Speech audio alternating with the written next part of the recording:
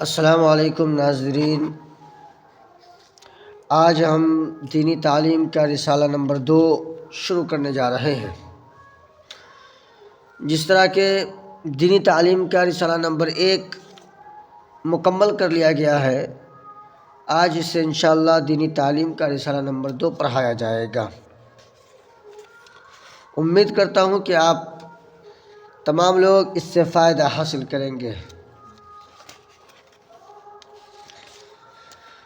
بسم اللہ الرحمن الرحیم۔ الحمد للہ وکفی وسلام علی عبادہ الذین اصطفی۔ پہلا باب عقائد۔ اللہ، الفاظ، قدرت، انصاف، رب، لائق، بادشاہ، محتاج، غنی، آسرا۔ تم کو کس نے پیدا کیا؟ ہمیں اللہ نے پیدا کیا۔ ہمارے ماں باپ کو اللہ نے پیدا کیا۔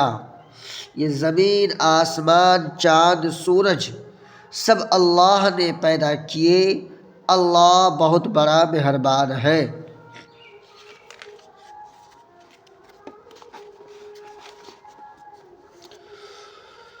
اس نے ہمارے ماں باپ پیدا کیے جو ہمیں محبت سے پالتے ہیں۔ اس نے ہمیں 2 آنکھیں بخشی جن سے ہم دیکھتے ہیں۔ اس نے ہمیں کان دیے جن سے ہم سنتے ہیں۔ اس نے بولنے کے لیے زبان بنائی، سونگھنے کے لیے ناک دی۔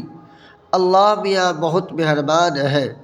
اس نے ہمارے کھانے کے لیے غلہ پیدا کیا۔ غلہ کہتے ہیں اناج کو۔ سانس لینے کے لیے ہوا بنائی۔ جب ہمیں پیاس لگتی ہے تو ہم پانی پیتے ہیں۔ پانی سے پیاس بجھ جاتی ہے، دل خوش ہوتا ہے، بدن میں جان آ جاتی ہے۔ یہ پانی کس نے پیدا کیا؟ پانی اللہ میاں نے پیدا کیا۔ اللہ تعالی ہم پر ماں باپ سے زیادہ مہربان ہے۔ اللہ ایک ہے، پاک بے عیب ہے، وہ کسی کا محتاج نہیں، سب اس کے محتاج ہے۔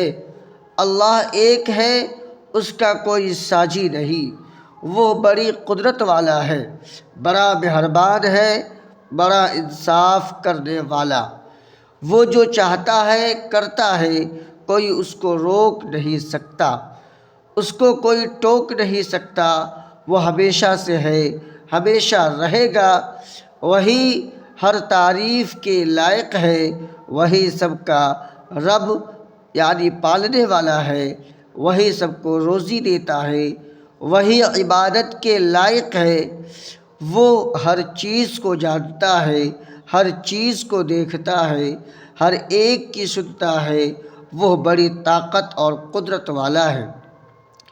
وہ ہمارا مالک ہے، وہ ہر چیز کا مالک ہے، وہ سارے جہان کا بادشاہ ہے۔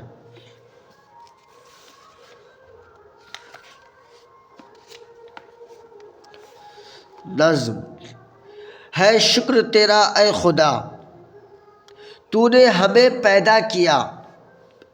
تو پاک ہے ہر عیب سے، ساجی نہیں کوئی تیرا۔ تو ہر جگہ موجود ہے، سب سے ملا سب سے جدا۔ انسان ہو یا چیونٹی، سنتا ہے تو سب کی صدا۔ دکھ سکھ تیری مٹھی میں ہے، جو جس کے لائق تھا دیا۔ ہر ایک تیرا محتاج ہے، سب کو ہے تیرا آسرا۔ اپنی بھلائی کے لیے تجھ سے نہ مانگے کیوں دعا۔